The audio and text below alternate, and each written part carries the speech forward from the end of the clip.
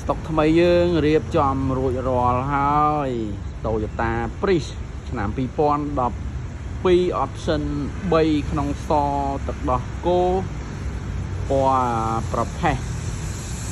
ពណ៌នាំសំណាងនាំលៀបនាំជ័យអង្គមិញពុកម៉ែបងប្អូនរួចរាល់ហើយ stock ថ្មីយើងបាទអាចជើញមកមើលផ្ទាល់បានតនីឡានអត់បុកអត់កាត់តអត់ស្ងោបដូរពណ៌ជាប្រភេទឡានមូលបាទតនីឲ្យបន្ទុកល្អមែនប្រវត្តិច្បាស់លាស់មែនរូបមកពីអាមេរិកមែនរូបពេលបើកទូចេញមកអង្គមិញពុកម៉ែបងបាទហើយមានការធានាត្រឹមត្រូវមានការថែមជូននៅកាដូអនុស្សាវរីយ៍ជាច្រើនមុខទៀតបាទ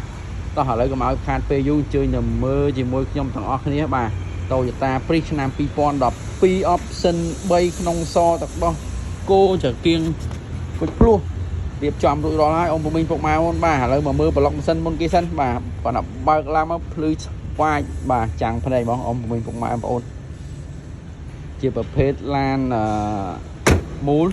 អត់បុកអត់កាត់តអត់ស្ងោបដូរពណ៌សម្បកកង់ថ្មីអស់ហើយអង្គមិញពុកម៉ែបងប្អូនបាទទឹកឆ្នាំមានបាញ់តិចតួចទេធានាតឡានអត់បុកអត់កាត់តអត់លិចទឹកក្នុងសទឹកដោះគោបើកឡើងមកភ្លឺបាទ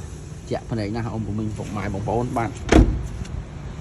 មានក្រូមេមកជុំមកទៀតហើយបាទប្រហែលណាមករយៈហ្នឹងទិញបានមកក្រូមេមកជុំទាំងអស់អង្គមិញពុកម៉ែបងបាទឡាន 2-3 គ្រឿងហើយនេះបាទអប់ស្អាតណាស់បាទតុបក្រោយកឡុកកលៀតអីបាទឡានកលីបាទផ្លាកលេខកលីមកជាប់តែម្ដងបាទនេះ option 3អង្គមិញពុកម៉ែបងប្អូនបាទស្កុតគៀកស្កុតទ្វារគឺនៅទាំងអស់បាទ option 3បាទពូកម្មញ្ញៃទេអត់ចុចទេបាទ4បានចុច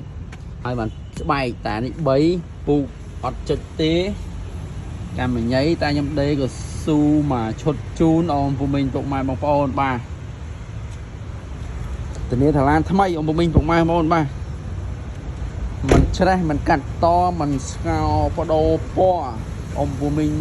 កំពុងតែតាមស្វែងរក Toyota Prius បាទមានច្រើនគ្រឿងទៀតអង្គមិញពុកម៉ែបងប្អូនបាទមានពណ៌ស 4-5 គ្រឿងទៀតបាទអាចជើញមកមើលផ្ទាល់បានបាទទីតាំងនៅផ្លូវម៉ៅទីតុងផ្លូវ